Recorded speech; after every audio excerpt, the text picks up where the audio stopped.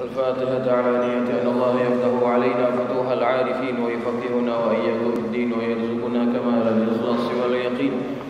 ثم الفاتحة إلى روح سيدنا وحبيبنا وشفيعنا رسول الله محمد بن عبد الله وعلى آله وصحبه ومن والاه، ولا حول ولا قوة إلا بالله. وثم إلى أرواح مشايخ وثم إلى روح مؤلف هذا الكتاب الشيخ محمد نواوي بن عمر البنتاني، بأن الله يتغشاه بالرحمة والمغفرة، وأن يعيد علينا بركاته وأسراره وأنواره وعلومه ونفحاته في الدين والدنيا والآخرة. وثم إلى روح مشايخنا ومعلمينا وأساتذتنا الحبيب عبد الرحمن بن أحمد السقاف، وثم إلى روح يوم الشافعي أهدامي، وثم إلى عبد الشكر الرملي، وثم إلى عبد الشكر الرملي، وثم إلى سيف بن نصير، وثم إلى الولد وجه رزقي، وثم إلى روح الحبيب علي بن عبد الرحمن السقاف، وثم إلى روح جاجي أحمد جنيدي، بأن الله يتغشاه بالرحمة والمغفرة. وإلى حضرة النبي المصطفى محمد صلى الله عليه وسلم. الفاتحة. أعوذ بالله من الشيطان الرجيم. بسم الله الرحمن الرحيم. الحمد لله رب العالمين الرحمن الرحيم مالك يوم الدين. إياك نعبد وإياك نستعين. اهدنا الصراط المستقيم صراط الذين أنعمت عليهم غير المغضوب عليهم ولا الضالين. آمين. السلام عليكم ورحمة الله وبركاته. الحمد لله رب العالمين وبه نستعين على أمور الدنيا والدين، والصلاة والسلام على أشرف المرسلين سيدنا ومولانا محمد وعلى آله وأصحابه أجمعين. سبحانك لا علم لنا إلا ما علمتنا إنك أنت العليم الحكيم. رب اشرح لي صدري ويسر لي أمري واحلل عقدة من لساني يفقه قولي. أما بعد، فإن أصدق الحديث كتاب الله تعالى، وخير الهدي هدي محمد صلى الله عليه وسلم، وشر الأمور محدثاتها، وكل محدثة بدعة، وكل بدعة ضلالة، وكل ضلالة في النار. Hadirin jamaah yang dirahmati Allah sekalian, alhamdulillah kita panjatkan syukur kehadirat Allah Subhanahu wa taala yang hingga pada saat ini Allah masih jadikan kita menjadi hamba-hamba Allah yang beriman kepadanya. Dan alhamdulillah pagi ini dalam suasana Allah turunkan rahmat berupa hujan, kita masih dapat melangkahkan kaki kita ke rumahnya, melaksanakan sholat subuh secara berjamaah. Mudah-mudahan apa yang kita kerjakan daripada sholat kita diterima oleh Allah Subhanahu wa taala, dan semoga iktikaf kita di masjid ini menambahkan lagi ibadah kita kepada Allah, dan mudah-mudahan apa yang kita pelajari kita menjadi ilmu yang bermanfaat untuk kita semuanya. Yang belum niat iktikaf, silahkan kita niat iktikaf. Nawaitul i'tikafa fi hadzal masjid ma dumtu fihi lillahi ta'ala. Baik, jamaah yang dirahmati Allah sekalian,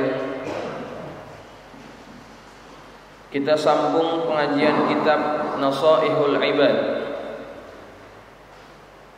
Kita masih dalam babus tunai, masuk pada maqalah yang ketiga. Bismillahirrahmanirrahim. Qala al-musannif rahimahullahu ta'ala wa nafa'na bi ulumihi fid darain amin. Qala radhiyallahu ankum. Wal maqalatu tsalitsatu, maqalah yang ketiga, an Abi Bakrin As-Siddiq radhiyallahu anhu, dari Abu Bakar As-Siddiq, semoga Allah redha kepadanya. Man dakhalal qabra bila zadin, barang siapa yang masuk kuburan tanpa perbekalan, ay minal amalis salih, yakni daripada amal saleh, faka'annama raqibal bahra bila safinatin, maka seakan-akan dia mengharungi lautan tanpa perahu. Ai fayaghriqu gharqan la khalasa lahu illa biman yanqidhuhu, yakni dia akan tenggelam, tidak ada penyelamat baginya, tidak ada yang dapat menyelamatkan baginya kecuali dengan orang-orang yang diselamatkan. Qala sallallahu alaihi wasallam, bersabda Rasulullah sallallahu alaihi wasallam, mal mayyitu fi qabrihi, tidaklah seorang mayit yang berada di dalam kuburnya, illa kal ghariqil mutaghawwithi, melainkan keadaannya seperti orang yang tenggelam. Al mutaghawwithi ay at-talibi li an yughatha, yakni orang yang tenggelam yang meminta untuk ditolong. Ini makalah yang ketiga. Baik jamaah yang dirahmati Allah sekalian, makalah yang ketiga ini diambil daripada ucapan Sayyiduna Abu Bakrin Siddiq.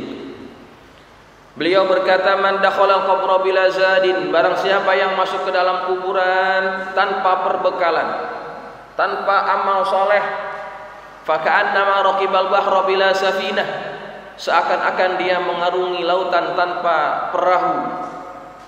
Ini perumpamaan daripada beliau, orang masuk kuburan tanpa perbekalan seperti orang yang mengharungi lautan tanpa perahu, maka pasti orang tersebut akan tidak selamat. Amal soleh kita itu adalah bekal yang paling bermanfaat bagi kita.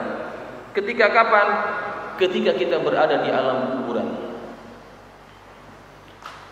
Wa tazawwadu fa inna khairaz zadid taqwa. Berbekallah kalian, karena sebaik-baik bekal itu adalah takwa kita kepada Allah. Takwa itu apa? Takwa itu adalah terambil dari perkataan waqa yaqi wiqayatan. Ya. Kita mengambil sesuatu yang dapat kita jadikan benteng. Benteng dari apa? Daripada azab Allah Subhanahu wa taala.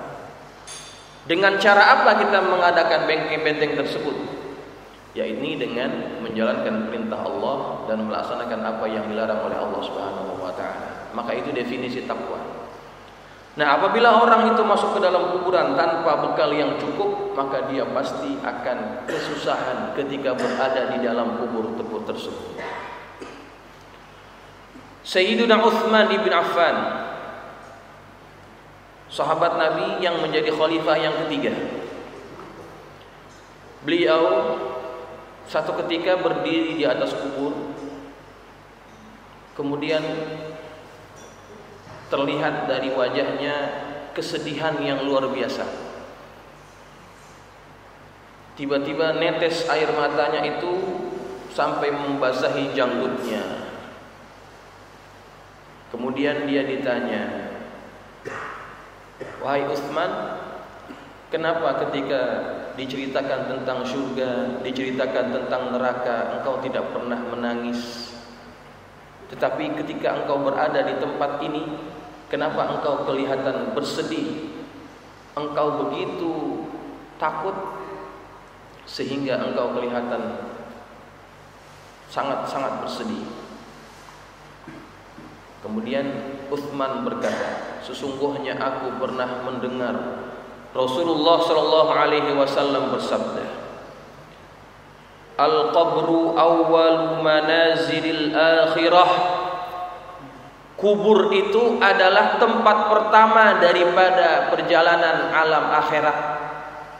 Fa in naja minhu, barang siapa yang selamat di tempat itu, fama ba'dahu aisaru minhu, maka setelahnya itu akan menjadi lebih mudah. Fa in lam yanju minhu, kalau dikubur saja dia tidak selamat, fama ba'dahu asyaddu minhu, maka keadaan setelah itu akan jadi lebih susah.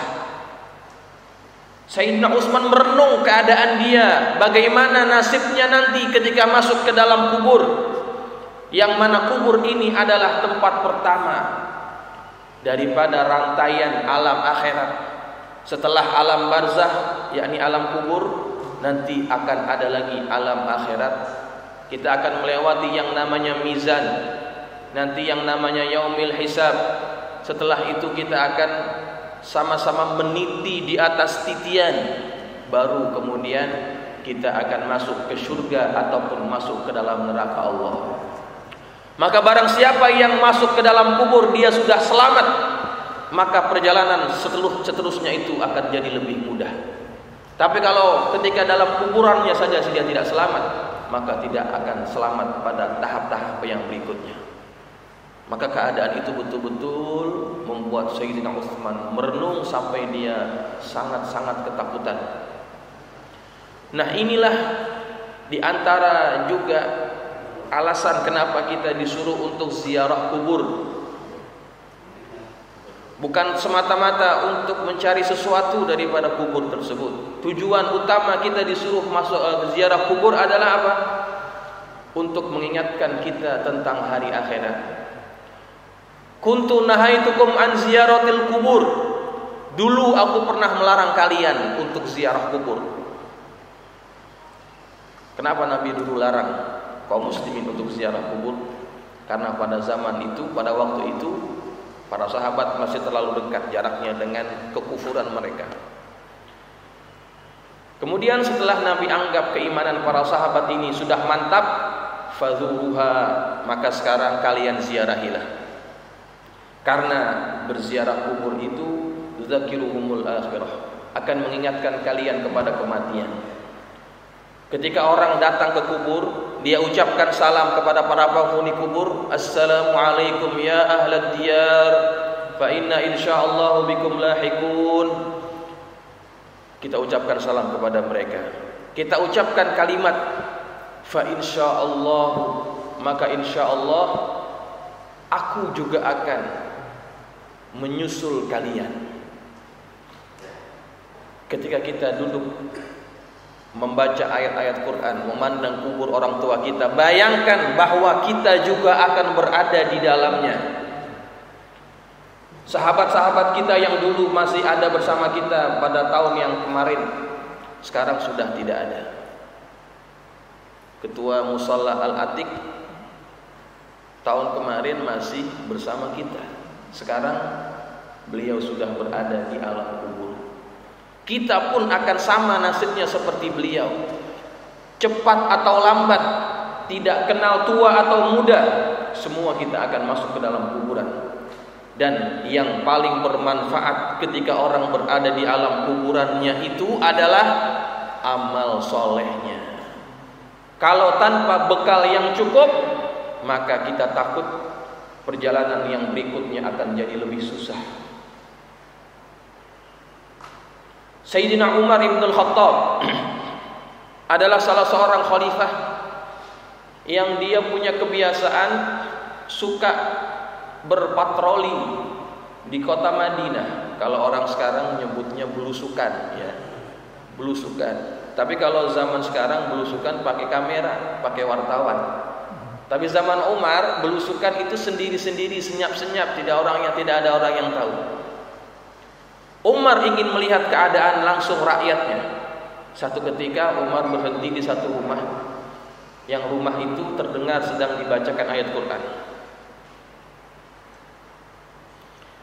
Ketika itu dia mendengar ayat yang berbunyi, wamtazul yawma ayyuhal mujrimun.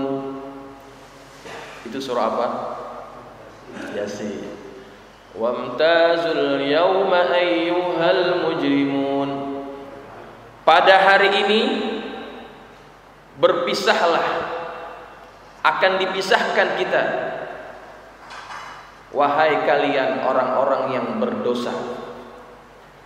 Pada hari akhirat nanti, orang-orang yang beriman tidak akan bersama dengan orang-orang yang berdosa, orang-orang yang durhaka kepada Allah. kedudukan mereka dipisahkan oleh Allah Subhanahu wa taala. Maka ketika mendengar ayat itu, Sayyiduna Umar tidak sanggup sampai dia pingsan. Pingsan sampai waktu subuh. Dia baru disadarkan oleh orang yang akan pergi ke masjid. Ada orang tergeletak, kemudian dipanggil, dibangunkan orang ini. Ternyata Umar yang sedang tertidur. Rupanya dia bukan tertidur tapi pingsan. Kenapa engkau di sini? Kenapa engkau terbaring di sini?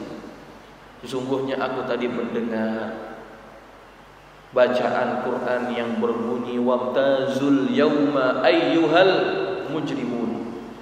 Aku membayangkan bahwa aku berada pada barisan mereka, orang-orang yang berdosa. Aku takut aku bersama mereka sehingga aku terpisah dengan para sahabat. Aku terpisah dengan barisan Rasulullah sallallahu alaihi wasallam. Aku takut berada pada barisan mereka. Bayangkan hadirin sekalian, Sayyidina Umar, sahabat Nabi yang begitu dicintai oleh Rasulullah, tetapi tidak merasa dirinya merasa aman. Bagaimana nasibnya nanti pada hari akhirat? Dia membayangkan bahwa dia akan masuk ke dalam barisan orang-orang yang dimurkai oleh Allah Subhanahu wa taala.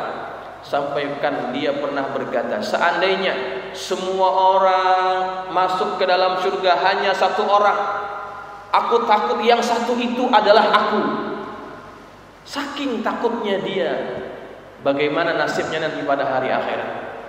Maka kita orang yang amalnya jauh lebih kurang daripada Umar, kita seharusnya memiliki perasaan yang seperti ini, bahwa amal kita masih terlalu belum cukup untuk dapat menyelamatkan kita pada alam kubur kita nanti. Ketika orang merasa amalnya belum cukup, maka dia akan berusaha semampunya untuk apa? Untuk menambahkan lagi bekal yang akan dia bawa menuju hari akhiratnya nanti. Kalau kita ingin pergi ke Jawa, pulang kampung, kita tahu kita akan berapa lama di sana, maka bekal kita akan persiapkan. Kalau kita akan sebulan di sana, kita akan bawa duit yang kira-kira cukup untuk sebulan, baju yang kira-kira cukup untuk sebulan, makanan yang kira-kira cukup untuk sebulan, karena kita tahu kita akan tinggal di sana selama sebulan. Tetapi perjalanan kita nanti menuju hari akhirat adalah perjalanan yang tidak ada batasnya. Ketika kita mati, kita tidak akan pernah kembali ke dunia. Perjalanan itu adalah perjalanan yang paling panjang, yang tidak pernah ada habisnya. Maka bekal yang harus kita kumpulkan adalah bekal yang harusnya sebanyak-banyaknya kita kumpul. Kalau hanya sekedarnya saja, kita takut bekal kita tidak cukup, sehingga kita nanti berada di alam kuburan seperti orang yang tenggelam mencari orang-orang yang dapat menyelamatkan dia. Padahal tidak akan ada yang dapat menyelamatkan dia, melainkan apanya? Melainkan amalnya sendiri. Tidak akan ada orang yang mau menolong kita. Ayah kita, ibu kita, anak kita, istri kita yang dulu kita cintai di dunia, ketika berada di alam akhirat, mereka masing-masing sibuk dengan urusannya masing-masing, tidak mau memikirkan nasib kita. Yauma yafirrul mar'u min akhihi wa sahibatihi wa banihi. Yauma yafirrul mar'u min akhihi wa ummihi wa abihi wa sahibatihi wa banihi likulli imri'in minhum yawma idzin sya'nun yughnih. Pada hari itu orang akan lari daripada saudaranya, dari ibunya, dari keluarganya, dari sahabatnya, karena masing-masing pada hari itu sibuk dengan urusannya masing-masing. Jadi yang dapat menyelamatkan kita hanya amal kita. Ya. Jangan berharap nanti kalau kita mati, anak kita bacain doa untuk kita. Belum tentu. Boleh jadi sekarang mereka cinta kita, sayang kita. Ketika kita mati, yang mereka ambil daripada kita apa? Hartanya aja. Harta kita yang akan mereka ambil. Mungkin sebulan masih ingat kita, 2 bulan masih ingat kita, setahun mungkin masih ingat. Tapi kalau sudah lebih daripada setahun, kadang-kadang anak-anak kita lupa sama kita. Ziarah kubur aja enggak. Betul tidak? Apalagi keadaan sekarang sudah seperti sekarang ini. Maka yang paling bermanfaat bagi kita memang hanya amal yang kita lakukan sendiri. Kalau masih ada harta, gunakan harta itu untuk membantu kita untuk perjalanan kita yang jauh. Cari tempat-tempat yang masih menerima wakaf. Ya, kalau ada wakaf yang kita bisa wakafkan, harta yang kita bisa wakafkan, cari tempat-tempat tersebut. Sehingga ketika kita mati masih mengalir pahala untuk kita. Kalau kita simpan harta sebanyak-banyaknya, kita simpan, besok mati jadi punya siapa itu? Jadi punya anak-anak kita, punya istri kita, jadi rebutan mereka. Tidak akan bermanfaat bagi kita. Maka apa yang kita cari daripada dunia, biarlah ada yang akan bermanfaat untuk kita, yang jadi bekalan kita. Baik jamaah sekalian yang dirahmati Allah. Kemudian kita masuk kepada maqalah yang berikutnya. Wal maqalatur rabi'atu, maqalah yang keempat. An Umar radhiyallahu anhu, daripada Sayyidina Umar.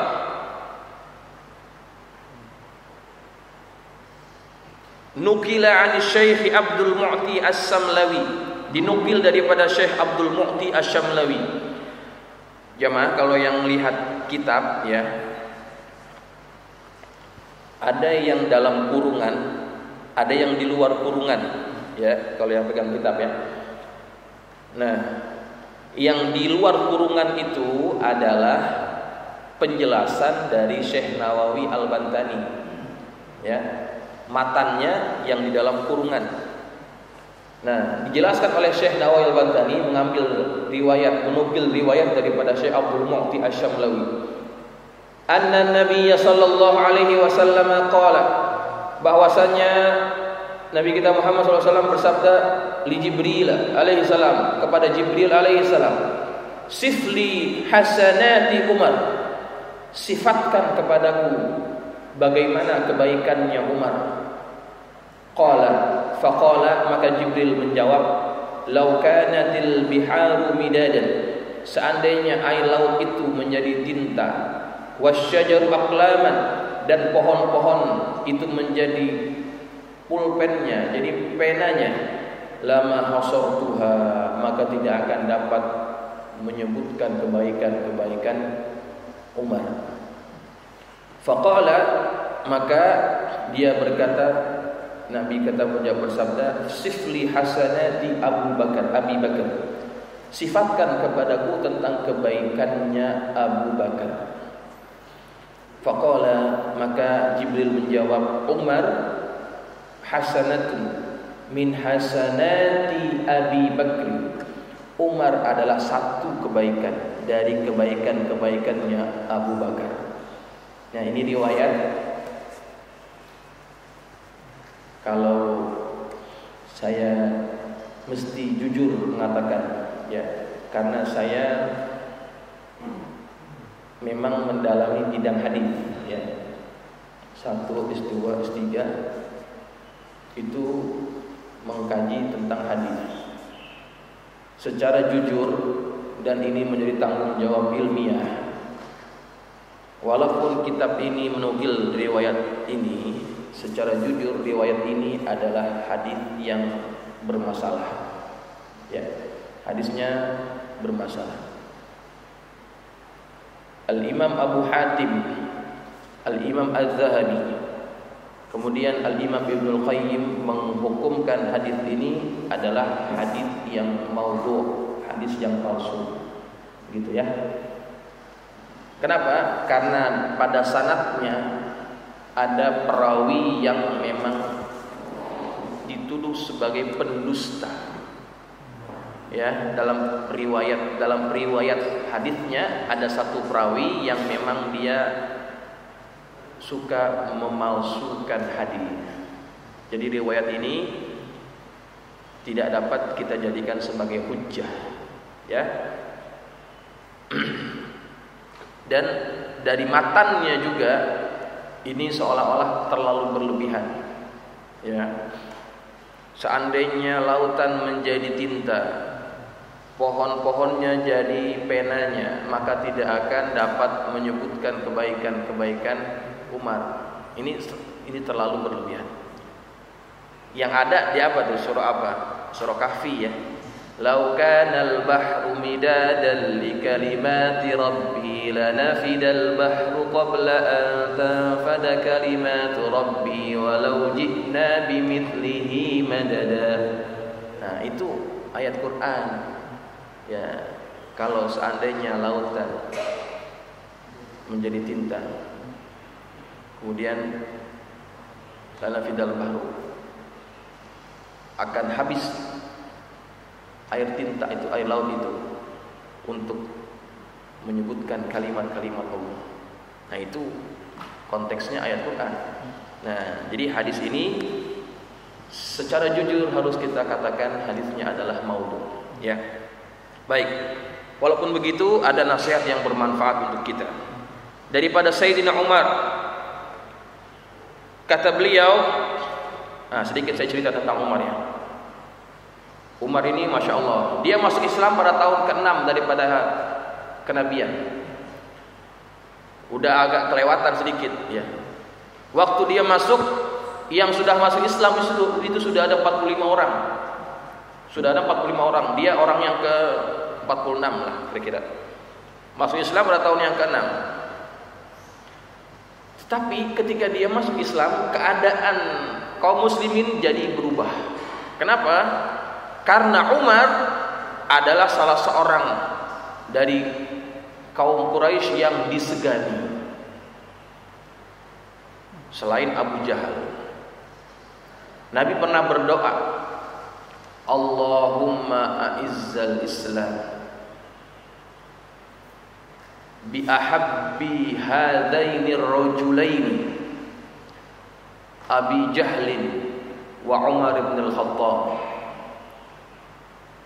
Ya Allah, muliakanlah agama Islam ini dengan salah satu dari dua orang yang lebih engkau cintai, yaitu Abu Jahal dan juga Umar. Itu Nabi minta pada Allah. Dalam riwayat yang lain, Allahumma a'izzal Islam bi ahadil Umarain. Ya Allah, muliakanlah Islam dengan salah satu daripada dua Umar. Umar yang pertama kita tahu Umar bin Khattab. Umar yang satu lagi adalah Amr bin Hisham. Amr bin Hisham. Nama bekennya Abu Jahal. Nama aslinya Amr bin Hisham. Nah, Allah kabulkan doa itu tidak lama. Yang Allah pilih di antara dua orang ini adalah Umar bin Khattab. Kenapa Allah pilih dia? Allah lebih cintai dia. Karena dalam riwayat tidak ada yang menyebutkan bahwa dia menentang Nabi karena dengan sebab kedengkian dan dengan sebab kesombongan. Tidak pernah ada.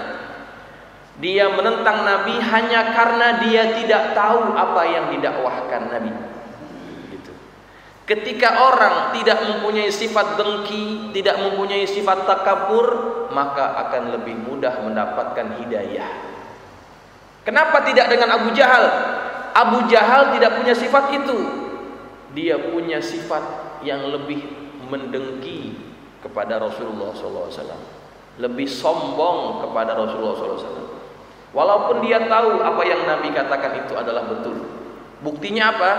Banyak riwayat yang menyebutkan apabila Nabi baca Quran, sahabat Nabi baca Quran, ini Abu Jahal suka nguping. Kenapa? Karena asyik. Orang dengar Quran itu begitu mengasyikkan, karena dia memiliki nilai sastra yang tinggi. Kalau orang-orang Arab, kalau yang tahu sastra itu sangat suka dengan apa yang ada dalam Quran. Orang-orang Arab kalau dengar Quran saja pasti jatuh hati. Nah, Amr bin Hisham, Abu Jahal ini suka nguping. Walaupun begitu tapi dia tetap musuhi Nabi. Tetapi kalau Umar tidak begitu. Ketika dia mendengar dan dia membaca sendiri apa yang tertulis dalam Quran, dia datang ke rumahnya adiknya. Waktu itu dia ingin cari Muhammad, dia ingin bunuh Muhammad. Kemudian kata orang, ngapain nyari Muhammad? Adik lo aja udah masuk Islam. Begitu. Akhirnya dia nggak jadi cari Muhammad, dia ke rumah adiknya yang bernama Fatimah. Dia datang ke rumahnya. Di rumahnya Fatimah ada Fatimah, kemudian suaminya, satu lagi Khabbab bin Arad, sedang belajar Quran mereka nih. Terdengar dari jauh, dari luar bacaan mereka. Diketuk oleh Umar, digedor pintunya. Kemudian akhirnya mereka pun buka dalam keadaan ketakutan. Ya. Ditanya oleh Umar, apa yang kalian baca? Apa yang kalian pelajari? Mereka takut, sembunyikan. Tidak ada apa-apa. Jangan bohong. Aku dengar kamu sudah meninggalkan agama nenek moyang kita dan engkau ikut agamanya Muhammad, kata Umar kepada adiknya. Kemudian adiknya menjawab secara jujur, bagaimana pendapatmu seandainya yang lebih benar adalah agama yang ada pada agamanya Muhammad? Marah Umar. Oleh Umar, adiknya ini ditinju, dipukul, berdarah. Tapi ketika dia lihat adiknya berdarah, yang timbul bukannya marah lagi, tapi kesian. Ya. Akhirnya Umar minta kepada adiknya, berikan apa yang ada di tanganmu, aku ingin baca. Kata adiknya, kalau kamu ingin baca, kalau kamu ingin pegang, mandi dulu. Ini Umar orang preman gitu ya. Ketika adiknya suruh mandi, dia mandi. Disuruh, kalau kamu pengen megang, kalau kamu pengen baca, mandi dulu. Dia mandi betul-betul, bersihkan dirinya. Dia minta kertasnya itu. Setelah dia mandi, dia baca. Yang dia baca apa? Surah Thaha. Thaha ma anzalna 'alaikal qur'ana litashqa illa tadhkiratan liman yakhsha tanzilan mimman khalaqal arda was samawatil ula ar-rahmanu 'alal 'arsy istawa. Dibaca, langsung bergetar hatinya. Umar yang mempunyai sifat garang, tetapi ketika baca Quran itu hatinya langsung luluh dan dia menyadari apa yang dia baca itu adalah bukan buatan manusia. Umar ini juga paham syair. Tidak mungkin ada orang yang mampu membuat syair seindah Quran. Maka dia minta ditunjukkan di mana Muhammad. Mau apa kamu? Saya ingin masuk Islam. Dia datang ke rumahnya Arqam bin Abil Arqam. Di situ yang menjadi markas dakwah Nabi. Di dalam ada beberapa orang sahabat. Di antaranya ada paman Nabi yang bernama Hamzah. Hamzah ini juga orang pemberani, ya. Umar ini panggilannya Abu Hafsin, ya. Bapak singa. Yang satu lagi Hamzah itu julukannya adalah Asadullah, singanya Allah. Waduh, dua-duanya singa ini. Ketika diketuk pintunya, dilihat dari dalam yang datang adalah Umar. Hamzah sudah siap-siap, ya. Yang di luar singa, yang di dalam singa. Waduh. Kalau berantem ini memang seru. Mau apa kamu kesini? Aku ingin jumpa dengan Muhammad. Dibukakan pintunya. Kalau ketika masuk, Hamzah sudah siap-siap. Kalau engkau kesini untuk cari ribut, aku akan penggal kepalamu dengan pedangmu sendiri. Itu kata Hamzah. Hamzah juga orangnya besar, sama seperti Umar, pemberani. Tidak, aku ingin datang ke sini. Aku ingin masuk ke dalam agama Muhammad. Masuk Islamnya. Masuk Islam. Nah, setelah Umar ini masuk Islam, keadaan kaum muslimin berubah. Yang tadinya tidak berani sholat secara terang-terangan, namun setelah kejadian itu, masuknya Umar, maka dia berani, kaum muslimin berani sholat dalam keadaan terang-terangan. Ini Sayyidina Umar, ya. Nah, ini banyak cerita tentang Umar kalau kita ingin panjangkan lagi. Kita teruskan aja ya makalahnya. Apa kata Umar? Izzud dunya bil mal. kemuliaan dunia itu dengan harta, wa izul akhirah bisalihil a'mal, dan kemuliaan akhirat itu dengan amal-amal soleh kita. Ai fala tataqawwa umurad dunya wa tuslihu illa bil amwal, yakni maksudnya tidak akan menjadi kuat urusan dunia kecuali dengan harta. Wala tataqawwa umurul akhirah, dan tidak akan menjadi kuat urusan akhirat, wa tuslihu, dan juga menjadi baik, illa bil a'malis salihah, kecuali dengan amal soleh. Ya, dunia itu dapat dimuliakan, dapat menjadi mulia kalau ada harta. Ya, orang kalau ada harta di mana-mana dihormatin, ya enggak? Ya. Tapi kalau orang yang enggak punya duit, enggak diorangin, gitu ya. Itu dunia punya kerjaan. Kalau orang punya duit, waduh, itu dihormatin betul-betulan. Ya. Tapi kalau dia tidak punya duit, orang tidak akan menghargai. Karena memang sifat dunia seperti itu. Kalau dia punya harta, maka orang akan hormat.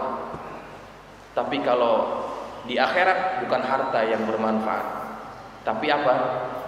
Amal soleh kita, bukan harta kita. Harta juga dapat bermanfaat kalau sudah diinfakkan, baru akan menjadi amal soleh.